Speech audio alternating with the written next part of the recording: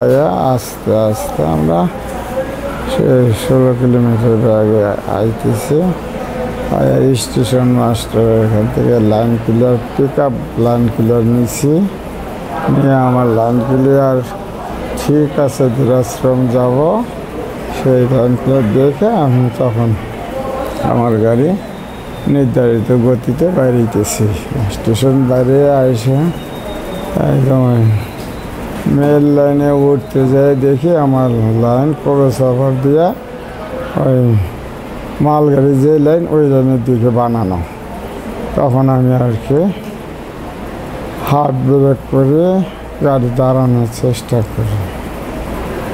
আমাদের মালগাড়ি এসে আমার গাড়ির সাথে ধাক্কা মারেছে। এটা আমি তখন আঘাত পাই, একদম পড়ে গেছি, ইঞ্জিনের মধ্যে সেন্সলেস হয়ে গেছে। তখন গাড়ি থেকে পড়ে যান, ট্রেন থেকে পড়ে যান, সিট থেকে পড়ে যে ইঞ্জিনের বডির সাথে বাড়ি খায়, আমার রক্ত মাথা ব্যথা। পরে এলাকার লোকজন এই ছেলে তারা যায় আমাদের ধরে ইঞ্জিন থেকে নামাইয়া হাসপাতালে নিয়ে আসে।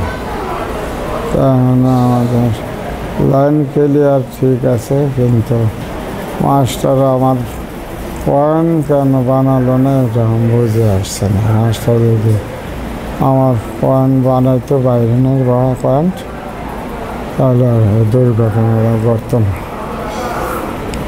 তাহলে কি রেল মাস্টার কাছ থেকে আপনি অনুমতিটা পাইছিলেন রাস্তা না? হ্যাঁ, আমি মাস্টার যথাযথই সঠিক লাইন ক্লিয়ার দিচ্ছি, কিন্তু এইখানে আবার পয়েন্ট ঘুরাই নাই, পয়েন্ট আমার পক্ষে রাখে নাই।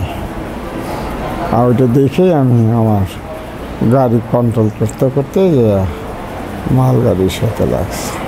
আপনার নাম কি? হাবিবুর রহমান। হাবিবুর রহমান।